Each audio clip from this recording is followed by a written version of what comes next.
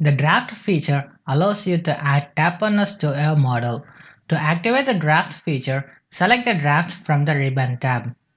And my reference tab is highlighted, and if I go to the reference tab, it asks me to select what surface I want to apply the draft. So I want to apply the draft on this surface, so I'm going to select this surface here. And then I have to select the draft hinges. To activate the draft hinges collector, select this from the ribbon tab or right click on the graphics area and select the draft hinges. The draft hinges are nothing but they are the supporting elements or the reference element for which you have to apply the draft. So I'm going to select this surface here, and now you see the preview of my draft feature. Currently it is at a draft angle of 1. To vary this, I'm going to use this drag handle to apply the draft to the model. And you can enter a draft angle at the ribbon by entering some value. Let me enter an angle of 45 degree, and if I want to flip the direction of the draft angle, click this flip direction key, and the pull direction is automatically selected as the top surface here. And the next option I have is the split command.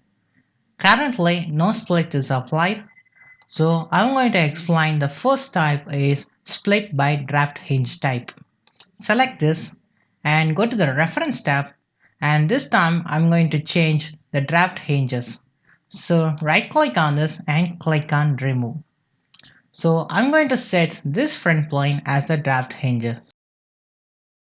So now you see that I have two drag handles to adjust the draft angle of the model.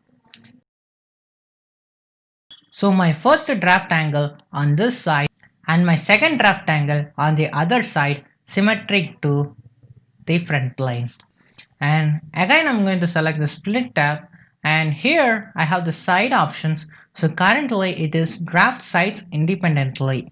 So you can enter the two draft angles in the ribbon tab. So if I select this draft sides dependently, you just have only one draft angle. So if I change this drag handle, automatically the second side also adjusts to the same angle which you have mentioned. And the other type is draft first side only. So this is my first side here, and my draft angle is applied on this side only.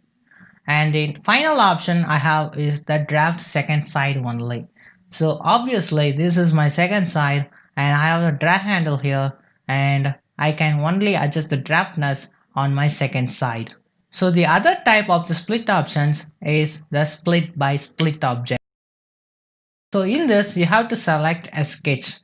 So if you haven't drawn any sketch, click this define and draw a sketch. If you have already drawn your sketch, just select your sketch, or else click this define button here, and I'm going to sketch on this top line and then click on sketch and go to sketch view, and I'm going to draw a center rectangle, select the center point and draw a rectangle and then give a check mark to it. So now my draftness is added to the model. And the side options are similar to which I have explained recently. If you don't need any split, just click on no split. And the next option I'm going to explain is the angle step. Select the angle, and now it shows the current draft angle in my model. And to add the additional draft angle, right click on it and click on add angle. So now my new draft angle is applied here. The new point is applied based on the ratio type.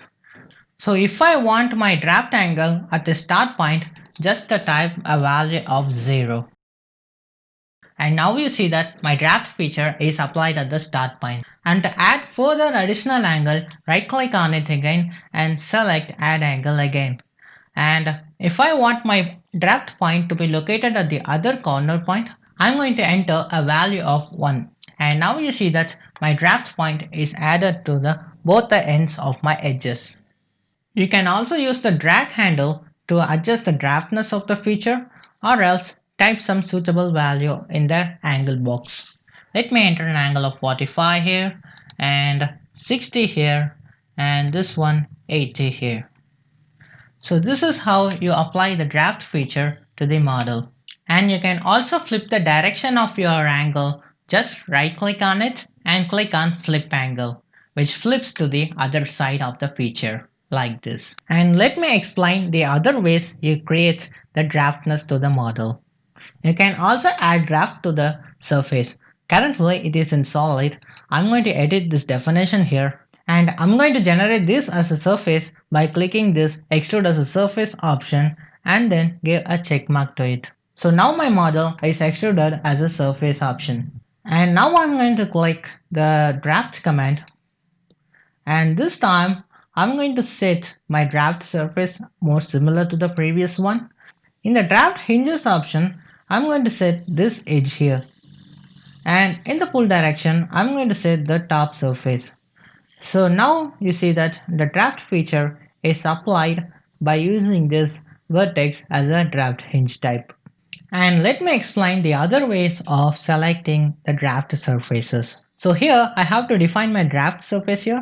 I'm going to set this as an intern surface. And to activate the intern surfaces,